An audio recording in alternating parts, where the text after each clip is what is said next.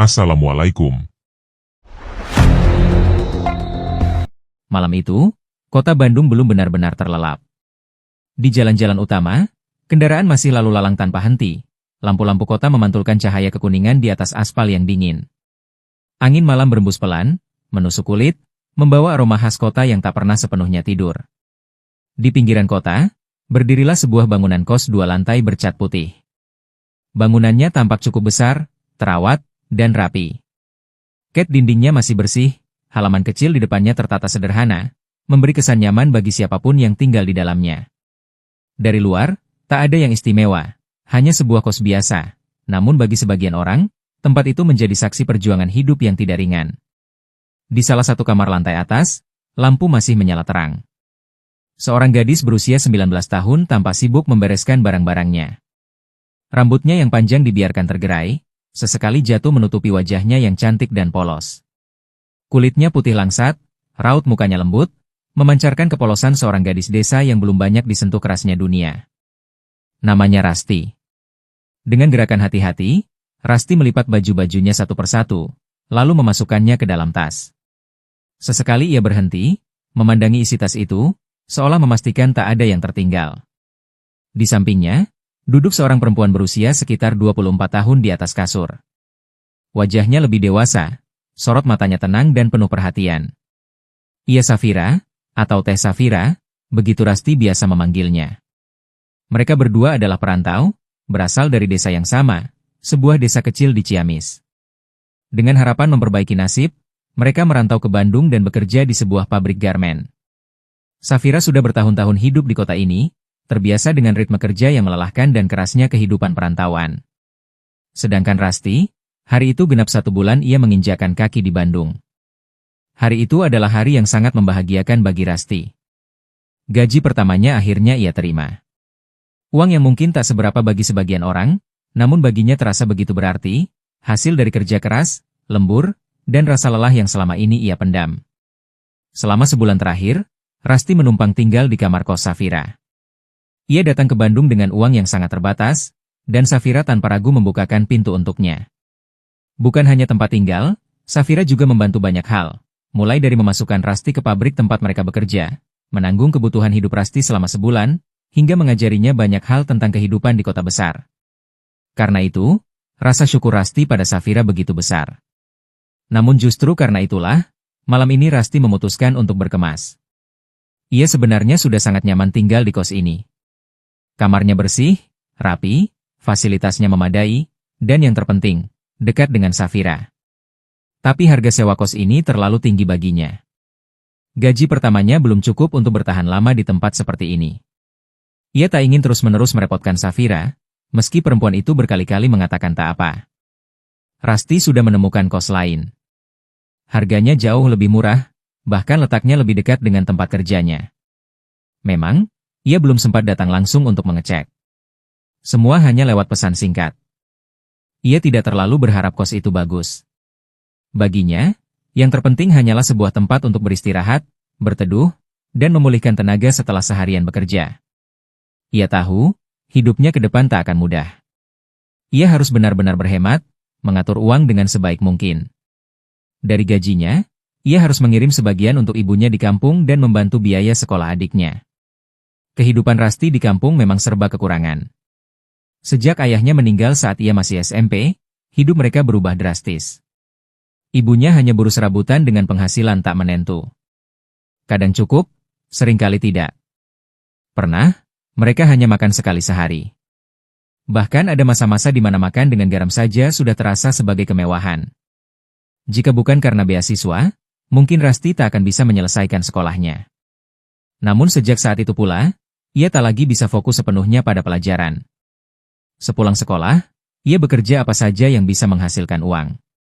Saat teman-temannya bermain dan tertawa, Rasti memilih bekerja. Dari situlah terbentuk dirinya yang mandiri, tangguh, dan lebih dewasa dari usianya. Setelah lulus sekolah, ia tak ragu memutuskan untuk langsung bekerja. Sebelum merantau, ia sempat bekerja di sebuah toko kelontong di desanya. Namun gaji di desa terlalu kecil untuk mengubah keadaan. Ketika Safira menawarkan pekerjaan di Bandung, Rasti langsung menyetujuinya. Ia membawa harapan besar, ingin mengangkat derajat keluarga, meringankan beban ibunya, dan memastikan adiknya bisa terus sekolah. Dengan uang seadanya, Rasti berangkat ke Bandung. Dan sejak hari pertama, ia dikenal sebagai gadis yang pekerja keras, jarang mengeluh, sopan santun, berbakti pada orang tua, serta masih sangat polos dan lugu. Setelah selesai berkemas, Safira menatap Rasti dengan raut khawatir. "Kamu yakin gak mau di sini saja, Ras?" tanya Safira pelan. "Kamu sudah berani sendirian?" Rasti tersenyum kecil, menahan rasa haru. "Aku sudah yakin, Teh," jawabnya lembut. "Terima kasih banyak, sudah banyak banget ngebantu aku." Safira menghela napas, lalu tersenyum. "Kalau begitu, besok aku antar ke kos barumu." Rasti mengangguk pelan. Malam itu, setelah lampu dimatikan, keduanya pun beristirahat, tanpa tahu bahwa keputusan kecil yang diambil Rasti malam itu akan membawanya pada jalan hidup yang jauh lebih gelap dan tak pernah ia bayangkan sebelumnya. Pagi itu, Bandung diselimuti udara sejuk yang lembab. Matahari belum terlalu tinggi, cahayanya jatuh miring di antara bangunan-bangunan kota, membuat pagi terasa tenang, berbeda jauh dengan hiruk-pikuk malam sebelumnya. Rasti sudah siap sejak subuh. Tas besarnya diletakkan rapi di jok belakang motor yang dipinjam Safira dari temannya. Safira menyalakan motor, lalu melirik Rasti sekilas. "Pegangan yang kuat, Ras," katanya sambil tersenyum. Perjalanan menuju kos baru memakan waktu sekitar 15 menit. Mereka melewati jalan-jalan kecil yang belum terlalu ramai, melewati deretan ruko, warung makan yang baru membuka pintu, dan beberapa rumah tua yang berdiri bersebelahan dengan bangunan baru. Semakin jauh dari pusat kota, suasana terasa lebih lengang. Motor akhirnya berhenti di depan sebuah bangunan kos. Rasti turun lebih dulu, menatap bangunan itu dengan seksama. Kos tersebut tampak cukup bagus, berdiri satu lantai dengan cat krem pucat, pagar besi hitam yang terawat, dan halaman kecil yang bersih.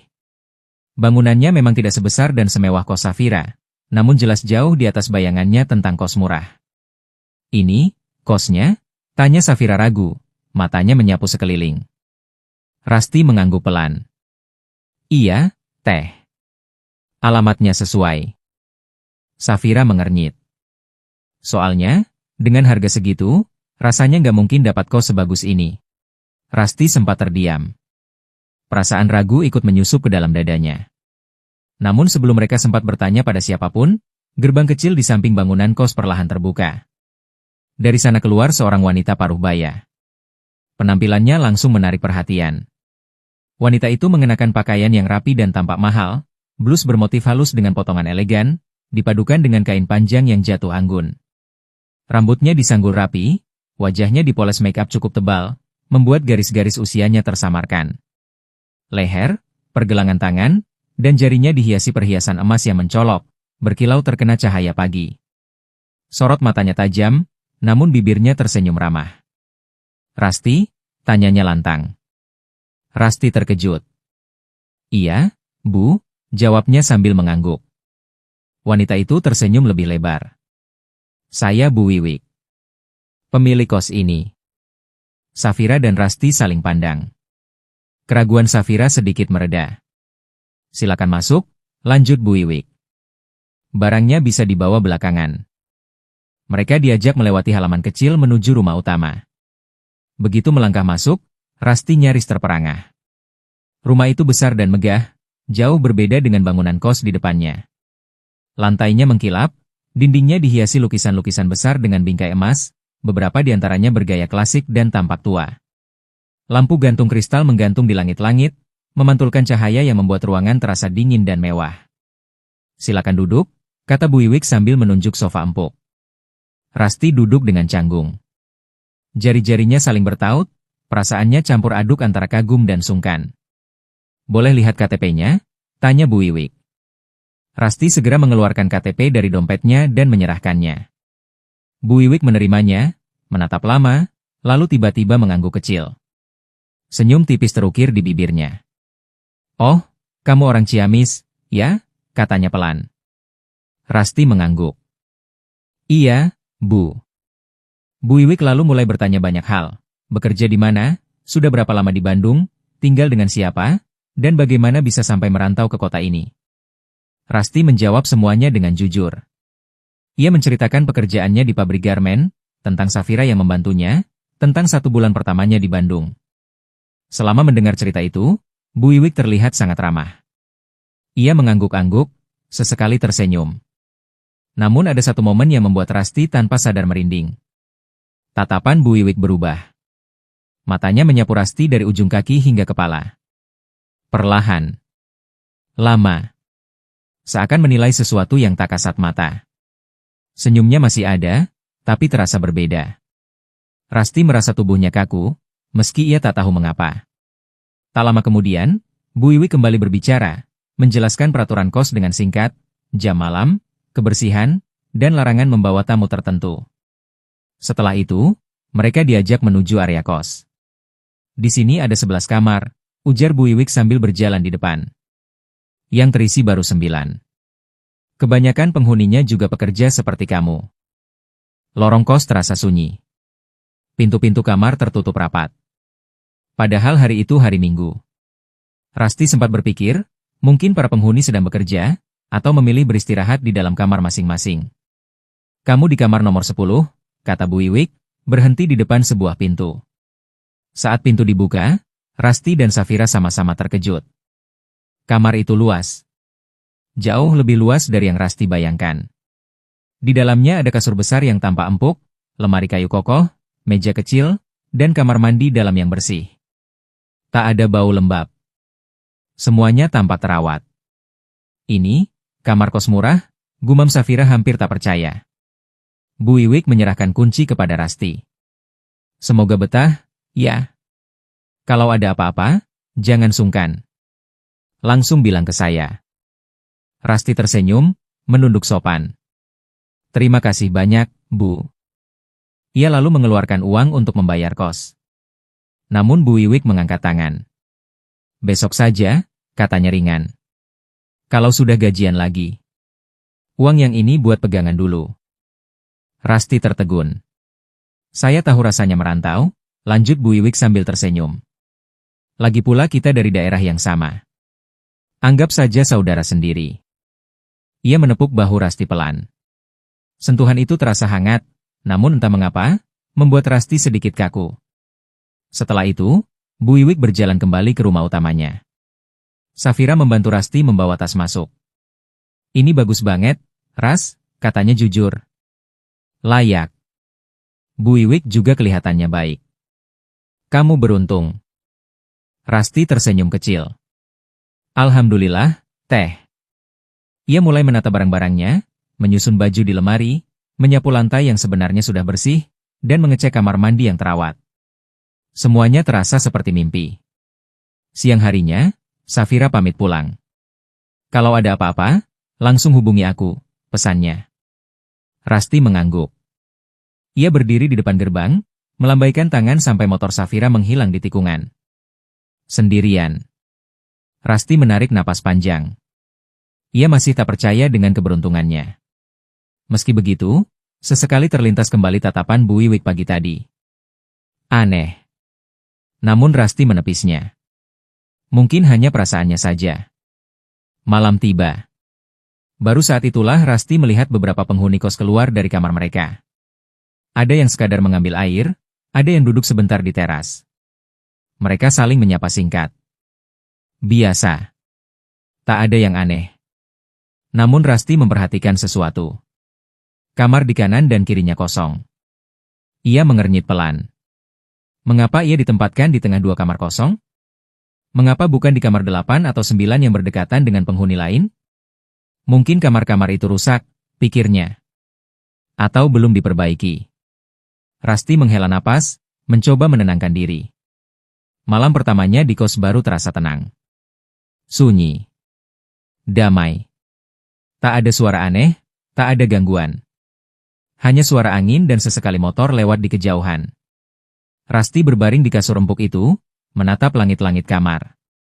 Ia tersenyum kecil, lalu memejamkan mata, tanpa tahu bahwa ketenangan itu hanyalah permulaan. Pagi itu, udara Bandung terasa lebih dingin dari biasanya. Rasti sudah bangun sejak subuh. Ia berdiri di depan cermin kecil di kamarnya, mengenakan seragam pabrik dengan gerakan cekatan. Rambutnya ia ikat rapi, wajahnya dibasuh air dingin agar lebih segar. Hari-hari sebagai buruh pabrik telah membentuk rutinitas yang disiplin, ia tak pernah ingin datang terlambat. Baru saja ia hendak meraih tasnya, tiba-tiba terdengar ketukan pelan di pintu. Rusty tertegun. Jarang sekali ada yang mengetuk pintunya. Dengan langkah ragu, ia membuka pintu. Di ambang pintu berdirilah Bu Wiwik. Wanita itu tersenyum ramah seperti biasa. Tangannya membawa sebuah nampan kecil berisi sepiring nasi hangat, lauk sederhana, dan segelas teh. "Kamu mau berangkat kerja, ya, Ras?" tanyanya lembut. Rusty kaget setengah mati. "Iya, Bu, ini," ia melirik nampan itu, merasa sungkan. "Aduh, jadi nggak enak, Bu." Bu Wiwik tertawa kecil. "Gak apa-apa. Kamu kan masih baru di sini. Pasti belum tahu tempat jual sarapan. Kebetulan saya masak agak banyak." Rusty ragu sejenak, lalu menerimanya dengan kedua tangan. "Terima kasih banyak, Bu, maaf merepotkan." "Ah, nggak merepotkan," jawab Bu Wiwik ringan. Rusty menyantap sarapan itu dengan cepat. Rasanya sederhana, tapi hangat. Ada rasa seperti masakan rumah, sesuatu yang sudah lama tak ia rasakan sejak merantau. Setelah selesai, ia berpamitan dan berangkat kerja dengan perasaan sedikit lebih ringan. Sejak pagi itu, hari-hari Rusty berjalan seperti biasa.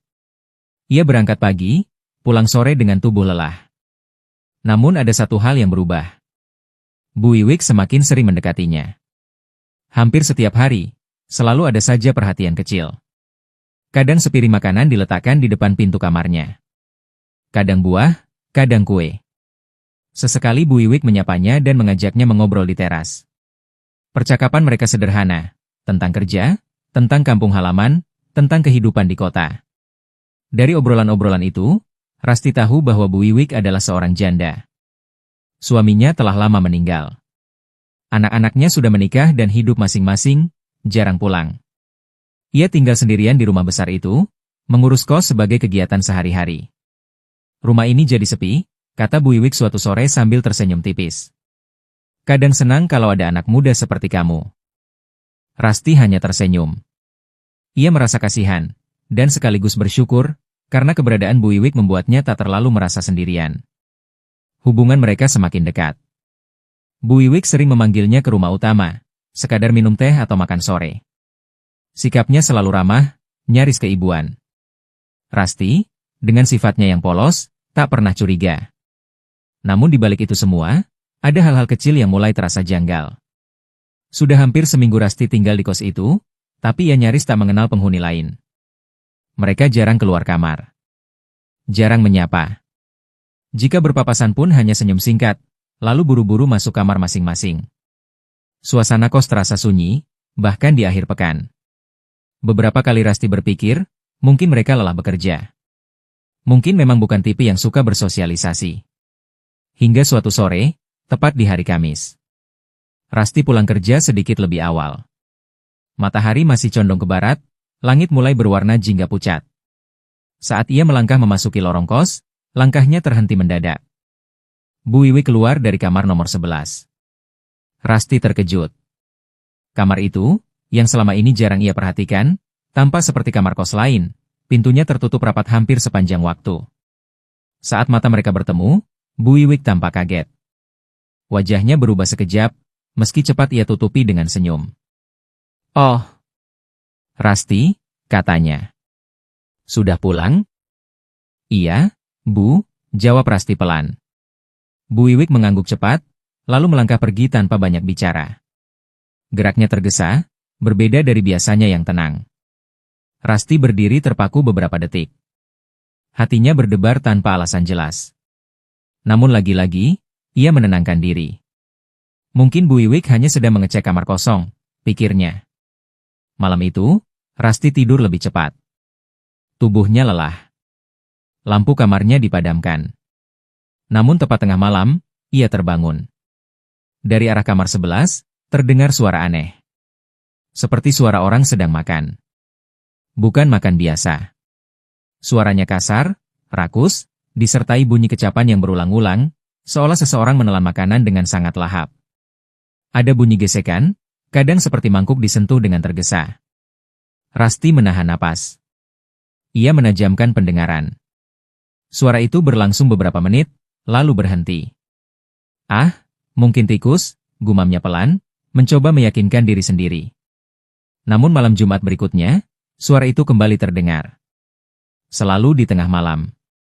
Selalu dari kamar 11. Dan hampir selalu, sebelum suara itu muncul, Rasti melihat Bu Wiwik berjalan ke arah sana pada sore atau malam hari. Pola itu terulang. Rasti mulai merasa tidak nyaman. Tapi sifatnya yang tak ingin ikut campur membuatnya memilih diam. Ia tak pernah bertanya. Ia tak pernah mengintip. Ia hanya menutup telinga dan memejamkan mata. Ada satu hal lain yang perlahan mengusik pikirannya. Bu Wiwik terlihat sangat berkecukupan. Rumahnya besar, perhiasannya mahal, pakaiannya selalu rapi. Namun kos itu hanya memiliki 11 kamar, dengan penghuni yang tak penuh. Ia juga tak pernah melihat Bu Wiwik bekerja atau menjalankan usaha lain. Tak pernah terlihat sibuk seperti orang berdagang. Dari mana ya? Pikir Rasti suatu malam. Namun rasa penasaran itu selalu ia tekan. Ia datang ke tempat itu bukan untuk mencari tahu kehidupan orang lain. Ia hanya ingin tempat istirahat. Tempat berlindung. Tempat menenangkan diri setelah hari-hari panjang bekerja. Dan selama semuanya tampak baik-baik saja, Rasti memilih untuk tidak bertanya lebih jauh. Ia tak tahu, ketenangan itu sedang menunggu saatnya runtuh. Waktu berjalan tanpa terasa. 3 bulan sudah Rasti tinggal di kos itu. Selama waktu itu, hidupnya seolah menemukan ritme yang stabil. Pekerjaannya di pabrik berjalan lancar, gajinya rutin ia kirim ke kampung, dan hubungannya dengan Bu Wiwik semakin dekat. Bu Wiwik tak pernah berubah sikap. Ia tetap ramah, perhatian, bahkan terkesan sangat peduli pada Rasti. Hampir setiap kebaikan Bu Wiwik selalu Rasti ceritakan kepada Safira lewat pesan atau sambungan telepon. Safira pun ikut merasa lega. "Syukurlah kamu dapat ibu kos baik," kata Safira suatu kali. "Jarang-jarang, Ras." Rasti hanya tersenyum mendengarnya. Dalam hatinya, ia pun merasa demikian. Namun malam itu, ketenangan yang selama ini ia rasakan mulai retak. Rasti tidur lebih awal karena tubuhnya sangat lelah.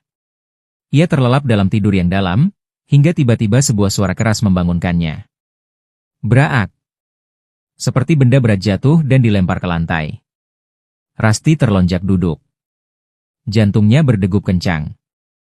Matanya menatap ke arah dinding yang berbatasan langsung dengan kamar nomor 11. Beberapa detik kemudian, terdengar suara lain. Bukan ketukan pintu, melainkan ketukan di dinding. Pelan, lalu semakin keras. Seolah ada sesuatu di balik tembok itu. Belum sempat Rasti menarik napas, suara lain menyusul, suara erangan. Berat. Tertahan. Seperti orang menahan sakit, atau kelaparan. Tubuh Rasti membeku. Tangannya gemetar saat ia menarik selimut hingga ke dada. Ia menahan napas, takut bersuara. Matanya melotot, menatap gelap kamar. Suara-suara itu terus berlanjut. Sesekali terdengar gesekan, sesekali benturan kecil. Waktu terasa berjalan sangat lambat. Rasti tak berani bergerak. Ia hanya bisa menunggu, berharap semua itu segera berhenti. Dan benar saja, menjelang azan subuh, suara itu perlahan menghilang. Seolah tak pernah terjadi apa-apa. Namun Rasti tahu, ia tidak sedang bermimpi. Pagi harinya, dengan mata sembab dan tubuh lemas karena hampir semalaman tak tidur, Rasti memberanikan diri bercerita kepada Bu Wiwik. Ia menceritakan suara benda jatuh, ketukan di dinding, dan erangan yang ia dengar. Bu Wiwik mendengarkan dengan wajah datar, lalu tersenyum kecil. "Mungkin kamu salah dengar," katanya ringan. "Angin malam kadang suka bikin suara aneh." Rasti mengangguk pelan. Ia tak ingin berdebat. Namun dalam hatinya, ia yakin. Suara itu terlalu nyata untuk sekadar angin. Sore harinya, saat pulang kerja, Rasti mendapati rumah utama Bu Wiwik tertutup rapat. Pintu dan jendela tertutup semua. Mobil yang biasanya terparkir di halaman tak terlihat. "Pergi, ya," gumam Rasti. Hingga malam tiba, Bu Wiwik tak juga pulang. Rasti makan seadanya, lalu masuk kamar lebih awal. Meski tubuhnya lelah, pikirannya terasa gelisah. Ada rasa tak nyaman yang sulit dijelaskan. Dadanya terasa sesak tanpa sebab. Ia bolak-balik memejamkan mata, namun sulit terlelap. Entah berapa lama, akhirnya ia tertidur juga. Keesokan paginya, Rasti terbangun oleh suara di luar kamar. Saat ia membuka tirai jendela, matanya langsung tertuju pada halaman. Mobil Bu Wiwik sudah terparkir. Tak lama kemudian, terdengar ketukan di pintu. Bu Wiwik berdiri di sana, seperti biasa, tersenyum ramah, membawa sarapan di tangannya. "Kamu sudah bangun, Ras?" tanyanya. "Iya, Bu," jawab Rasti, sedikit terkejut. "Ibu, kemarin kemana?" "Menjenguk anak," jawab Bu Wiwik singkat. "Dia lagi sakit." Rasti mengangguk. Ia menerima sarapan itu dan memakannya seperti biasa. Namun pagi itu, ada sesuatu yang berbeda. Rasanya aneh. Sedikit pahit. Ada aroma samar yang tak biasa, seperti bau dupa atau kemenyan yang terbakar terlalu lama. Rasti sempat berhenti mengunyah, tapi ia memaksa diri untuk menghabiskan makanan itu. Ia tak enak menolak. Beberapa menit kemudian, dadanya terasa panas. Kepalanya pusing. Pandangannya sedikit berkunang.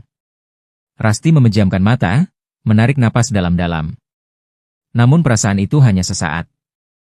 Tak lama kemudian, semuanya kembali normal. Ia menganggap mungkin karena kurang tidur. Rasti pun berangkat kerja seperti biasa. Tanpa tahu, pagi itu telah meninggalkan jejak yang kelak akan ia sesali. Sore itu, Rasti baru tiba di kos. Langit mulai meredup, cahaya matahari tersisa tipis di balik atap-atap bangunan. Seperti biasa, suasana kos terasa sepi. Terlalu sepi. Tak ada suara televisi, tak ada obrolan, bahkan langkah kaki pun nyaris tak terdengar. Saat melangkah mendekati pintu kamarnya, langkah Rasti terhenti. Di depan pintu, tepat di atas keset kecil, tergeletak sesuatu yang membuat dadanya seketika mengeras. Janur hijau. Terlipat rapi, masih tampak segar, warnanya hijau kekuningan. Bukan daun kering. Bukan sampah. Rasti menatapnya lama, jantungnya berdebar tak karuan. "Ini, dari mana?" gumamnya pelan. Ia yakin, pagi tadi tak ada apa-apa di depan pintunya. Ia berdiri bengong beberapa detik, perasaan tak enak menjalar pelan dari dada ke tengkuk. Tiba-tiba, "Rasti." Seseorang memanggil namanya. Suaranya pelan, tapi jelas. Rasti tersentak. Nafasnya tertahan. Ia menoleh cepat ke belakang. Kosong. Lorong kos sunyi. Tak ada siapapun. Pintu-pintu kamar tetap tertutup rapat. Bahkan bayangan pun tak terlihat. Belum sempat ia menenangkan diri, tengkuknya mendadak terasa dingin, seperti disentuh sesuatu yang tak terlihat. Rasti refleks memegang lehernya, napasnya memburu. Tanpa berpikir panjang, ia membuang janur itu ke tempat sampah di ujung lorong. Tangannya sedikit gemetar saat membuka pintu kamar dan masuk. Pintu segera ia tutup dan kunci rapat. Malam itu, Rasti mencoba menenangkan diri.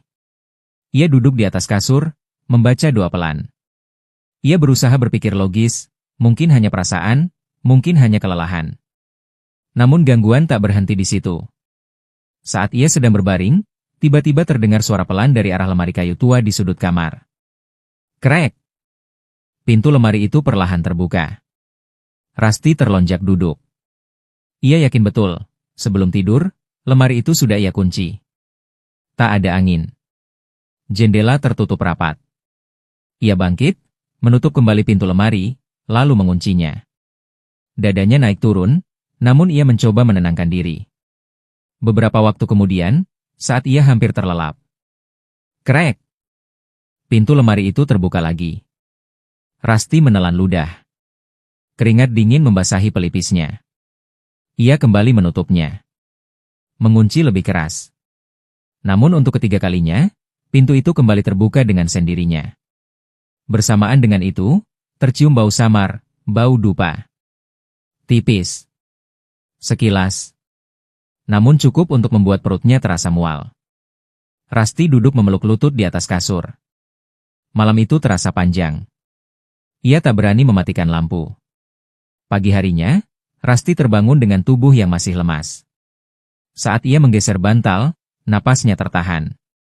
Di atas bantalnya, kembali ada janur hijau yang sama. terlipat rapi.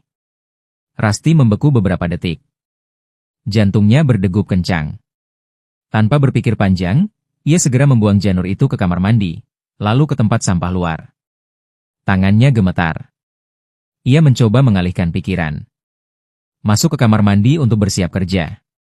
Namun saat menginjak lantai kamar mandi, matanya tertuju pada sesuatu yang membuatnya terpaku.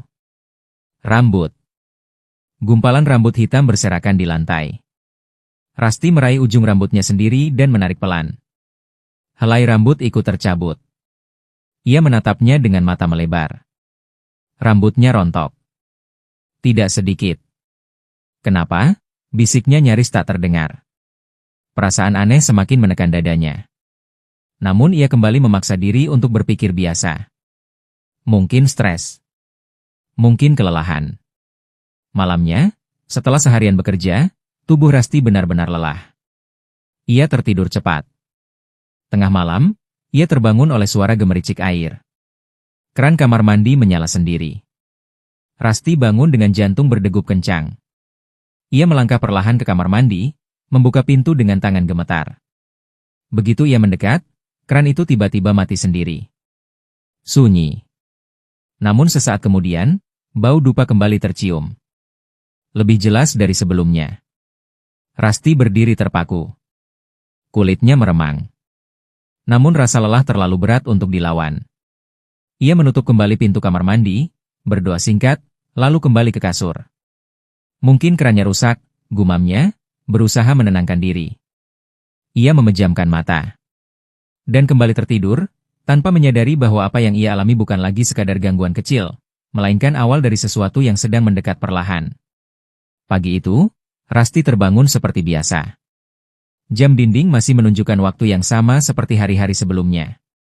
Namun ada sesuatu yang langsung ia rasakan begitu membuka mata. Dingin. Bukan dingin udara pagi Bandung.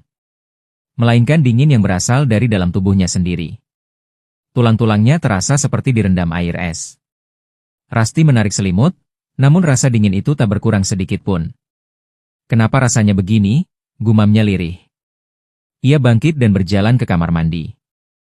Air mengalir membasahi tubuhnya, namun saat ia mulai membilas rambut, jantungnya kembali berdegup kencang. Rambutnya rontok lagi. Helai demi helai jatuh ke lantai kamar mandi. Lebih banyak dari kemarin. Rasti menatap pantulan wajahnya di cermin kecil dengan napas tertahan. Wajahnya berbeda. Kulitnya tampak lebih pucat. Matanya terlihat cekung. Garis-garis halus akan muncul begitu saja, membuatnya tampak lebih tua dari usianya. Rasti menyentuh pipinya, jari-jarinya gemetar. Tiba-tiba, darah menetes dari hidungnya. Rasti terkejut. Astagfirullah. Ia buru-buru membersihkan mimisan itu, membasuh wajahnya dengan air. Darah itu berhenti, namun tubuhnya tetap terasa dingin. Bahkan saat siang hari datang dan matahari bersinar terik, rasa dingin itu masih menyelimuti dirinya seperti bayangan. Siangnya, di pabrik, Rasti duduk di kantin saat jam istirahat. Di hadapannya terhidang makanan seperti biasa. Namun saat ia mencoba menyuap, perutnya menolak. Tak ada selera sama sekali. Rasanya pahit. Seolah makanan itu bukan makanan. Rasti memaksa menelan 1-2 suap, lalu menyerah. Dadanya terasa sesak, kepalanya sedikit pening. Aku kenapa? Bisiknya pelan. Malam tiba. Rasti pulang dengan langkah lemah. Begitu masuk kamar, perasaan tak nyaman kembali menyergap. Ia mencoba beristirahat, namun baru saja ia memejamkan mata. Tok. Tok. Tok. Ketukan di pintu. Rasti tersentak. Jantungnya hampir melonjak keluar. Ia bangkit perlahan, mendekati pintu, lalu membukanya. Kosong. Lorong kos sunyi seperti biasa. Tak ada siapapun. Ia menutup pintu, mengunci rapat. Baru saja ia berbalik. Rasti? Suara itu terdengar lagi. Pelan. Dekat. Seolah tepat di belakang telinganya. Rasti berputar cepat. Tak ada siapapun. Namun perasaan diawasi begitu kuat, membuat tengkuknya merinding.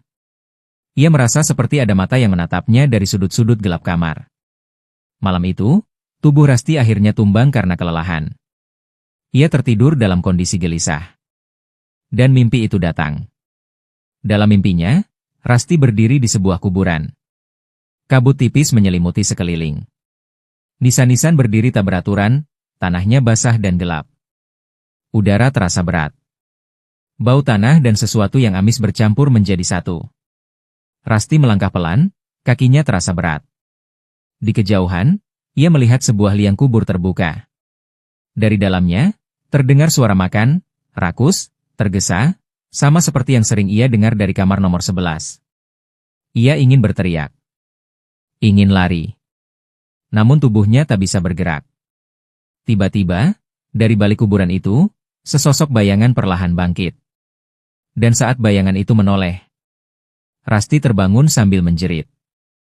NGGGGHH. Dadanya naik turun, napasnya memburu. Tubuhnya gemetar hebat. Saat ia menurunkan pandangan, jantungnya nyaris berhenti berdetak. Di tangannya ada janur hijau. Terlipat rapi. Namun kali ini berbeda. Janur itu basah oleh darah. Rasti menjerit lebih keras. Tangannya refleks melepaskan janur itu hingga jatuh ke lantai. Ia mundur dengan panik, air mata mengalir tanpa bisa ia tahan. Ini bukan kebetulan, bisiknya berulang-ulang. Malam itu, Rasti tak tidur lagi. Ia duduk bersandar di dinding, lampu kamar menyala terang hingga pagi. Tangannya gemetar, tubuhnya masih diselimuti dingin yang tak wajar. Dalam hatinya, satu hal kini ia yakini sepenuhnya. Ada sesuatu yang sedang mengincarnya. Dan ia sudah terlanjur berada terlalu dekat. Pagi itu Rasti benar-benar terbangun dalam keadaan lemah. Tubuhnya terasa lemas seperti habis sakit berat berhari-hari, persendiannya dingin, dan kepalanya sedikit berkunang. Ia duduk lama di tepi kasur, menarik napas dalam-dalam, mencoba mengumpulkan tenaga sebelum akhirnya bangkit. Saat ia bercermin, wajahnya terlihat pucat, bibirnya kering, dan matanya tampak sayu. Rasti memaksakan diri mandi, berharap air bisa menyegarkan tubuhnya. Namun baru beberapa kali menyabuni rambut, helai-helai rambut kembali rontok dan menempel di telapak tangannya. Dadanya sesak. Ia menatap rambut-rambut itu lama, jantungnya berdebar tidak karuan. Kenapa begini terus, gumamnya lirih. Meski kondisinya seperti itu, Rasti tetap memutuskan berangkat kerja. Ia tak ingin membuat orang lain khawatir, apalagi kehilangan pekerjaannya. Baru saja ia keluar kamar, Bu Wiwik, pemilik kos, sudah berdiri di depan pintu dengan wajah penuh perhatian. Rasti, kamu kenapa, nak? Tanya Bu Wiwik. Wajahmu pucat sekali. Kamu sakit, ya? Rasti tersenyum lemah. Saya juga nggak tahu, Bu. Tiba-tiba badan rasanya lemas. Tanpa banyak bicara, Bu Wiwik segera membawakan semangkuk bubur hangat dan segelas teh. Ia menyuruh Rasti duduk dan makan pelan-pelan. Perlakuan itu membuat hati Rasti menghangat, meski tubuhnya tetap terasa dingin. Makan dulu. Habis itu istirahat. Kalau perlu nggak usah kerja hari ini, ujar Bu Wiwik dengan nada keibuan. Namun Rasti menggeleng pelan. Nggak apa-apa, Bu. Saya coba kerja dulu. Bu Wiwik menatapnya ragu, tapi akhirnya mengalah. Ia hanya berpesan agar Rasti segera pulang jika kondisinya memburuk. Siang hari, saat jam istirahat, Rasti duduk sendirian. Nafsu makannya hampir tak ada. Tubuhnya terasa berat, dan pikirannya terus dipenuhi kejadian-kejadian aneh yang ia alami. Dengan tangan gemetar, ia mengirim pesan kepada Teh Safira, menceritakan semua yang terjadi sejak janur pertama muncul hingga kondisinya yang semakin memburuk. Tak lama kemudian, balasan masuk. Teh Safira menyuruhnya menginap sementara di kosnya saja. Nada pesannya tegas, penuh kekhawatiran. Rasti tak ragu lagi, ia benar-benar ketakutan. Ia merasa tak aman jika harus kembali sendirian ke kos lamanya. Sore itu juga, setelah pulang kerja, Rasti langsung menuju kos Teh Safira. Begitu melihat kondisi Rasti dari dekat, wajah Teh Safira langsung berubah panik. Ras, kamu kenapa bisa separah ini? Katanya sambil memegangi bahu Rasti. Kamu dingin banget. Tanpa banyak pertimbangan, Teh Safira segera mengajaknya ke dokter. Setelah diperiksa cukup lama, dokter hanya menggeleng pelan dan berkata bahwa Rasti mengalami kelelahan berat, kurang istirahat, dan kemungkinan stres. Ia diberi beberapa obat dan dianjurkan untuk banyak tidur serta mengurangi aktivitas. Jawaban itu membuat Rasti sedikit lega, meski di dalam hatinya masih tersisa rasa tidak tenang. Malam itu, di kos Teh Safira, Rasti berbaring dan memejamkan mata. Untuk pertama kalinya setelah berhari-hari, ia bisa tidur dengan nyenyak. Tidak ada ketukan pintu. Tidak ada bau dupa. Tidak ada suara memanggil namanya. Hanya keheningan. Namun, jauh di dalam tidurnya yang tenang itu, sesuatu seakan menunggu. Diam, sabar, dan belum benar-benar pergi. Sementara itu, jauh dari kamar tempat Rasti terlelap, suasana di kamar kos nomor 11 berubah jauh berbeda dari kamar-kamar lainnya. Kamar itu tertutup rapat. Tidak ada jendela yang terbuka. Tirainya selalu ditarik, tebal dan berlapis, membuat cahaya lampu temaram di dalamnya tampak kekuningan dan suram. Dinding kamar menghitam di beberapa bagian, seperti bekas asap yang sudah lama meresap dan tak pernah benar-benar hilang. Udara di dalamnya pengap, bercampur bau dupa, bunga busuk, dan sesuatu yang amis, bau yang sulit dijelaskan, namun menusuk hidung. Di tengah kamar, Bu Wiwik duduk bersila. Wajahnya yang sehari-hari tampak ramah dan keibuan kini berubah dingin, datar, bahkan nyaris tak berperasaan. Rambutnya tergerai sebagian, pakaiannya serba gelap, dan sorot matanya tajam menatap ke depan. Di hadapannya tersaji berbagai macam sesajen, tumpukan bunga 7 rupa yang mulai layu, kemenyan yang masih mengepul tipis, telur mentah, potongan daging mentah yang menghitam di beberapa sisi, serta mangkuk kecil berisi cairan merah kecoklatan. Di antara semua itu, berdiri sebuah patung mengerikan. Patung itu berbentuk sosok menyerupai manusia, namun tubuhnya kurus memanjang tidak wajar. Wajahnya menyeringai dengan mulut terbuka lebar, menampakkan deretan gigi runcing. Matanya cekung dan dalam, seolah menatap siapapun yang berdiri di depannya. Permukaan patung itu kasar, seperti dibuat dari tanah liat bercampur darah yang sudah mengering. Di lehernya melilit untaian rambut manusia yang sudah kusam. Itulah tempat bersemayam jin pesugihan Bu Wiwik. Di antara sesajen itu, tergeletak sebuah foto Rasti. Bu Wiwik menatap foto itu lama. Bibirnya melengkung tipis, bukan senyum hangat seperti yang biasa ia tunjukkan di hadapan anak-anak kos, melainkan senyum dingin yang penuh perhitungan. Selama ini, kekayaan Bu Wiwik bukanlah hasil kerja keras atau keberuntungan. Semua yang ia miliki adalah hasil dari perjanjian gelap. Suami dan anaknya, yang ia ceritakan pergi entah kemana, sebenarnya sudah lama meninggal. Mereka adalah tumbal pertama. Ia menyerahkan darah dagingnya sendiri demi harta dan kelimpahan yang tak pernah habis. Rumah kos yang ia kelola hanyalah kedok. Topeng yang ia pakai untuk menyembunyikan niat busuknya. Ia mengincar orang-orang perantau, gadis-gadis yang polos, lugu, jauh dari keluarga, dan yang terpenting, masih suci. Sejak pertama kali Rasti menghubunginya menanyakan kamar kos, Bu Wiwik sudah merasakan sesuatu. Hari itu, ada 2 perempuan lain yang juga bertanya soal kamar. Namun hanya pada Rasti dadanya bergetar aneh. Dari cara bicaranya, dari nada pesannya, Bu Wiwik tahu, gadis ini berbeda. Ia sengaja memberikan harga murah. Sengaja bersikap terlalu baik.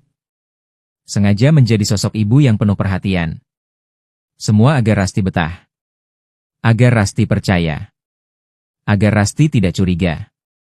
Bahkan kamar nomor 10 pun telah ia atur sedemikian rupa. Dindingnya diberi lapisan tambahan, ditutup rapat, agar suara apapun dari kamar nomor 11 tak terdengar oleh penghuni kos lain.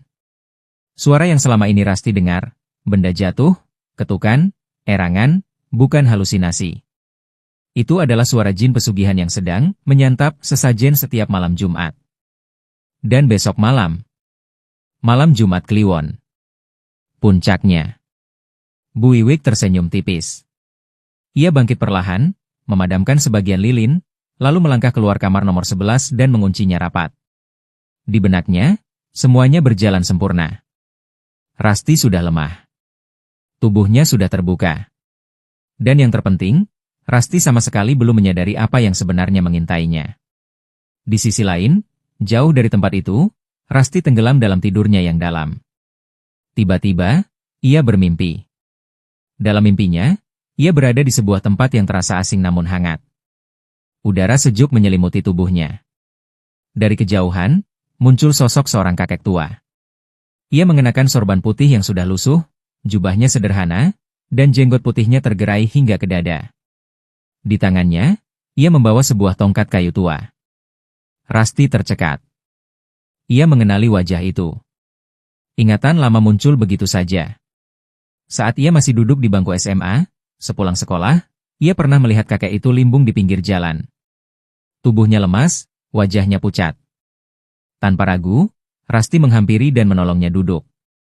Saat itu kakek itu mengaku belum makan seharian. Rasti ingat betul, uang di tangannya adalah hasil kerja sambilan setelah pulang sekolah. Uang itu ia sisihkan untuk membeli buku dan jajan. Namun hari itu, tanpa berpikir panjang, ia membelikan kakek itu makan dan minum. Ia rela menunda membeli buku. Rela tidak jajan di hari-hari berikutnya. Dalam mimpi itu, kakek tersebut tersenyum lembut. Ia melangkah mendekat, lalu menyentuh pundak Rasti dengan hangat. "Tenanglah, nak," ucapnya pelan, suaranya dalam dan menenangkan. "Kamu orang baik. Tulus dan ikhlas. Allah senantiasa akan menjagamu." Rasti ingin bertanya. Ingin memeluknya. Namun sebelum sempat berkata apa-apa, sosok kakek itu perlahan memudar, menghilang bersama cahaya lembut yang menyelimutinya. Rasti terbangun dengan napas teratur. Untuk pertama kalinya sejak lama, hatinya terasa sedikit lebih tenang. Namun tanpa ia sadari, di balik ketenangan itu, malam Jumat Kliwon semakin dekat, dan pertarungan antara niat jahat dan ketulusan sudah mulai bergerak. Pagi itu Rasti terbangun dengan tubuh yang terasa sedikit lebih ringan. Rasa dingin yang biasanya melekat di tulang-tulangnya tak lagi sekuat kemarin. Kepalanya masih agak berat, namun tidak sampai membuatnya ingin kembali terbaring. Ia duduk di tepi kasur, menarik napas panjang, lalu menghembuskannya perlahan. Kayaknya mendingan, gumamnya lirih. Teh Safira yang sejak tadi mengawasinya langsung mendekat. Wajahnya masih menyimpan kekhawatiran. "Ras, kamu jangan maksa kerja dulu. Izin aja. Badan kamu belum pulih," katanya tegas. Rasti tersenyum kecil, senyum yang lebih mirip upaya menenangkan orang lain daripada dirinya sendiri. "Enggak apa-apa, Teh. Cuma masuk sebentar." "Aku juga udah kebanyakan izin," jawabnya. Meski berat, Teh Safira akhirnya mengalah. Ia hanya mengingatkan Rasti untuk sering minum dan pulang lebih awal. Rasti pun berangkat kerja, melangkah dengan tubuh yang memang terasa sedikit lebih kuat dibanding hari-hari sebelumnya. Seolah-olah mimpi semalam memberi tenaga baru yang tak kasat mata. Sore harinya, Rasti kembali ke kos Teh Safira, bukan ke kos Bu Wiwik. Tubuhnya terasa semakin membaik, meski lelah masih tersisa. Baru saja ia menutup pintu pagar, langit mendadak berubah gelap. Awan hitam menggumpal tebal, menutup sisa cahaya sore. Angin berembus kencang, mengoyak dedaunan dan membuat suasana mendadak muram. Tak lama kemudian, hujan turun dengan derasnya. Air menghantam atap dan jalanan, seakan tumpah begitu saja dari langit. Petir menyambar di kejauhan, disusul gemuruh yang menggetarkan dada. Malam pun turun lebih cepat dari biasanya. Selepas Isya, hujan masih belum reda. Udara dingin merayap masuk ke sela-sela rumah. Rasti dan Teh Safira memilih beristirahat lebih awal. Tubuh Rasti yang kelelahan membuatnya cepat terlelap, tenggelam dalam tidur yang dalam tanpa mimpi. Namun di tempat lain, malam justru baru saja dimulai. Di kamar kos nomor 11, Bu Wiwik sudah bersiap. Ia mengenakan pakaian serba hitam. Kain panjang membeli tubuhnya, rambutnya dibiarkan terurai, dan wajahnya tampak pucat diterangi cahaya lilin. Hujan di luar terdengar seperti iringan yang sengaja dihadirkan untuk ritual itu. Di lantai kamar, sesajen kembali tersusun rapi. Lebih lengkap dari biasanya. Bau kemenyan dan dupa pekat memenuhi ruangan. Di tengah sesajen itu, patung mengerikan yang selama ini menjadi tempat bersemayam jin pesugihannya tampak seolah hidup dalam cahaya yang bergetar. Bu Wiwik duduk bersila, matanya terpejam. Bibirnya bergerak pelan, melantunkan mantra-mantra berbahasa asing yang tak akan dipahami orang awam. Suaranya rendah, berat, seperti bukan sepenuhnya berasal dari tenggorokannya sendiri. Lalu ia mengeluarkan sebilah pisau kecil dari lipatan kain hitamnya. Tanpa ragu, ia menggores telapak tangannya sendiri. Darah segar mengalir, menetes satu persatu ke atas sesajen. Darah itu mengepul tipis saat menyentuh permukaan mangkuk. Udara kamar mendadak berubah. Lilin-lilin bergoyang meski tak ada angin. Bau amis bercampur dupa semakin kuat. Dari sudut ruangan, bayangan menghitam mulai menggeliat, memanjang, lalu berkumpul di depan patung. Perlahan, sosok itu menampakkan wujudnya. Tubuhnya tinggi besar, jauh lebih tinggi dari manusia. Kulitnya hitam legam, berkilap seperti basah. Wajahnya menyerupai manusia namun rusak, mata merah menyala, hidungnya pesek, mulutnya lebar dengan gigi-gigi tajam berlapis. Dari punggungnya menjuntai rambut kusut panjang yang bergerak sendiri, seperti makhluk hidup. Itulah jin pesugihan Bu Wiwik. Makhluk itu menunduk sedikit, mengeluarkan suara tawa rendah yang membuat bulu kuduk meremang. Waktunya, suara itu bergema, seakan datang dari segala arah. Bu Wiwik membuka mata. Senyumnya merekah, penuh kepuasan. Waktunya, jawabnya mantap. Selesaikan tumbalnya malam ini. Jin itu tertawa lagi, lebih keras. Suaranya bercampur dengan gelegar petir di luar. Seperti yang kau inginkan, katanya, lalu perlahan tubuhnya mengabur, menyatu dengan bayangan dan menghilang. Bu Wiwik berdiri. Ia mengambil sebuah kendi tanah liat yang sudah ia siapkan sejak lama. Kendi itu kosong, namun di permukaannya terukir simbol-simbol aneh yang tak lazim, garis melingkar, mata, dan bentuk menyerupai tulang. Ia meletakkan kendi itu di depan patung, lalu duduk menunggu. Jika tumbal berhasil, kendi itu akan terisi penuh oleh darah, entah dari mana asalnya. Bu Wiwik tersenyum lebar. Dalam keyakinannya, semua sudah berjalan sesuai rencana. Rasti sudah cukup lemah. Sudah cukup terbuka. Hujan di luar semakin deras. Dan di balik hujan itu, sesuatu sedang melangkah menuju sasaran. Tanpa Rasti sadari, malam ini bukan sekadar malam biasa. Sementara itu, di kamar Teh Safira, Rasti tertidur lelap tanpa firasat apapun. Nafasnya teratur, wajahnya terlihat lebih tenang dibanding hari-hari sebelumnya. Namun ketenangan itu hanya berlangsung sesaat. Tiba-tiba saja dadanya terasa sesak. Rasti terbangun dengan mata terbelalak ketika lehernya seperti dicekik oleh sesuatu yang tak terlihat. Udara seakan berhenti masuk ke paru-parunya. Ia mencoba berteriak, namun suaranya tertahan di tenggorokan. Mulutnya terbuka, tapi tak satupun suara keluar. Dalam remang cahaya kamar, perlahan sosok itu menampakkan diri. Sesosok makhluk hitam legam melayang tepat di atas tubuhnya. Wajahnya bengis, mata merah menyala menatap Rasti tanpa belas kasihan. Cengkeramannya semakin kuat, mengangkat tubuh Rasti perlahan ke udara.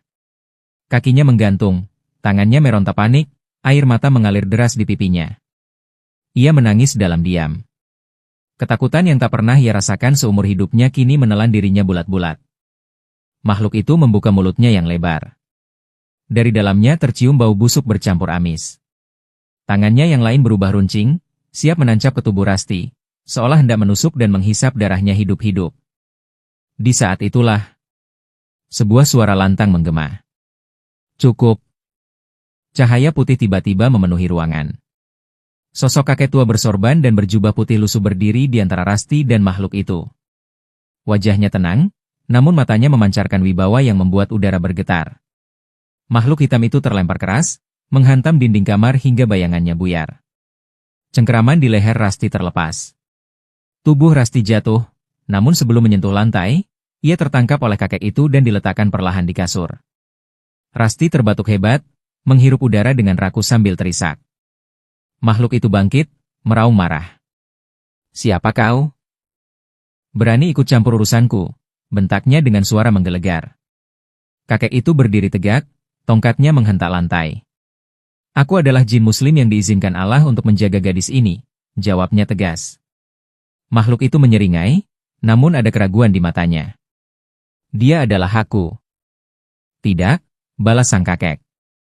"Gadis ini baik, tulus, dan ikhlas. Hatinya bersih. Ia tak pantas kau celakai. Atas izin Allah, aku akan menjaganya." Udara bergetar hebat. Pertarungan pun tak terelakkan. Cahaya putih dan bayangan hitam saling menghantam. Suara benturan terdengar seperti petir di dalam ruangan. Rasti hanya bisa memeluk lututnya di atas kasur, gemetar sambil menangis, menyaksikan pertarungan yang tak masuk akal bagi logikanya. Dalam satu hentakan terakhir, sang kakek mengangkat tongkatnya. Cahaya menyilaukan menyambar makhluk itu. Jin pesugihan menjerit panjang, tubuhnya terpecah seperti asap yang tersapu angin, lalu musnah tanpa sisa. Kamar kembali hening.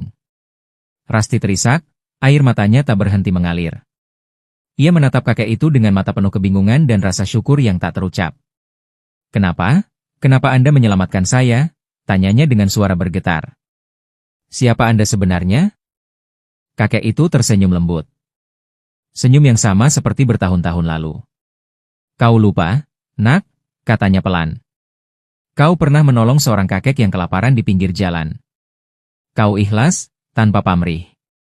Uangmu sedikit, tapi kau rela berbagi." Rasti terdiam. Ingatan itu kembali utuh dalam benaknya. "Kebaikan dan keikhlasanmu tidak sia-sia," lanjutnya. "Sejak hari itu, aku diizinkan untuk menjagamu. Jangan takut. Allah selalu bersamamu."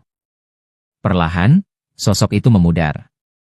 Sebelum menghilang sepenuhnya, ia tersenyum sekali lagi, senyum penuh ketenangan. Rasti terisak, namun kali ini bukan karena takut, melainkan karena haru. Di saat yang sama, di kamar kos nomor 11, Bu Iwik duduk menunggu dengan gelisah. Kendi di hadapannya tetap kosong. Tidak setetes darah pun muncul. Keningnya berkerut. Nafasnya mulai tak teratur. "Tidak mungkin," gumamnya. Tiba-tiba kendi itu bergetar hebat. Getarannya semakin kuat hingga terdengar bunyi retakan. Dalam sekejap, kendi itu pecah berkeping-keping. Serpihannya berterbangan dan menghantam tubuh Bu Iwik hingga ia terlempar ke belakang. Bu Iwik menjerit ketakutan. Jantungnya berdegup liar. Ia tahu, tumbalnya gagal. Ruangan mendadak gelap. Bau busuk menyengat memenuhi kamar. Dari bayangan, muncul sosok jin pesugihannya, kali ini dengan wajah jauh lebih mengerikan, penuh amarah. "Kau gagal," suara itu menggeram.